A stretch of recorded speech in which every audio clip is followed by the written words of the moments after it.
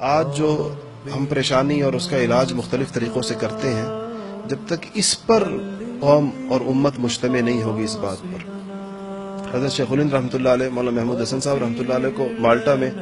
4 سال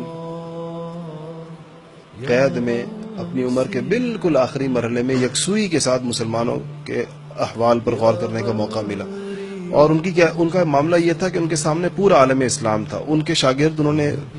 ترکی بھی بھیجے تھے، افغانستان بھی بھیجے تھے، اٹلی بھی بھیجے تھے. وہ زمانے میں ہٹلر کا دور تھا تو وہ بہت مشہور تھا، جنگ عظیم چل رہی تھی.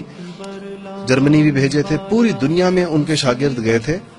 اور ساری دنیا کی سیاسی قوتوں کے ساتھ اور ساری دنیا کے، چونکہ وہ آزادی کی جنگ لڑ رہے تھے، ان کے سامنے پورے عالم کا نقشہ تھا اور پورے عالم سے ان کو پوری کی پوری صحیح اور درست معلومات آئی تھی. اور پھر عمر بھی 50-55 سال قرآن و سنت کے ساتھ اشتغال رہا ہو، قرآن و سنت سے انسان کا گہرا تعلق ہو، پوری تعلیمات نبوی اس کے سامنے کھلی بھی ہوں، پھر اس کو یکسوئی کے ساتھ سارے ہنگاموں سے دور ہو کر غور و فکر کا موقع مل جائے. جو عمر کے آخر میں 70 سال کی عمر میں کم و بیش وہ قید ہوئے تھے اور 4-4.5 سال مالٹا میں قید رہے، دنیا کے ایک دوسرے کونے میں، ایک برفانی جزیرے میں. واپس آ کر تلخیص یہ فرمائی تھی کہ میں نے مسلمانوں کی زبوں حالی پر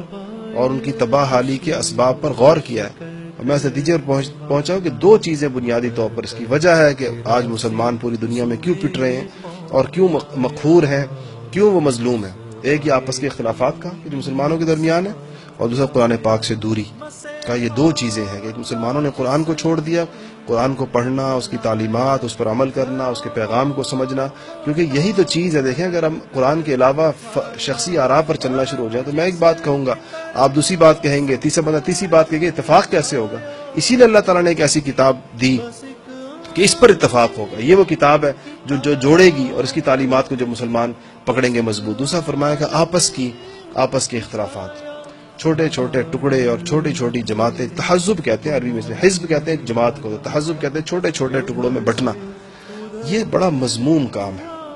اور جو لوگ بھی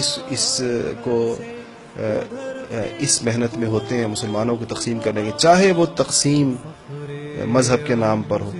چاہے وہ تقسیم قومیت کے نام پر ہو، چاہے وہ تقسیم زبان کے نام پر ہو، چاہے وہ تقسیم علاقے کے نام پر ہو، کسی بھی نام پر مسلمانوں کی جماعت کو تقسیم کرنا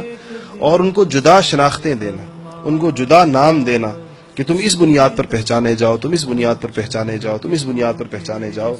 یہ حضور اکرم صلی اللہ علیہ وسلم کی عمر بھر کی محنت پر پانی پھیرنے کے مترادف ہے. جیسے کوئی آدمی باقاعدہ نبوت کا دشمن ہو اور وہ نبوت کی محنت کو جڑ سے اکھاڑنا چاہتا ہو تو وہ اس کام میں مشغول ہو. اس لیے آج جب ہم لوگ اکٹھے ہوتے ہیں اور لوگ اس بات پر ہمیشہ سوچتے ہیں، اس کی ہر سطح پر کوشش کرنی چاہیے اور ہر جگہ پر کہ ہمارا تعارف اور ہمارا تعلق اور ہمیں اپنا کبھی تعارف کرانے کی ضرورت بھی ہو اور ہم یہ سمجھیں، خود اپنے آپ کو بیٹھ سمجھیں، تو اس بات پر سے شروع ہو اور اسی بات پر ختم ہو اور اسی پر فخر ہو اور اسی کو اپنا سرمایہ نجات بھی سمجھیں اور دنیا میں بھی کہ ہم حضور اکرم صلی اللہ علیہ وسلم کے امتی ہیں اور بس.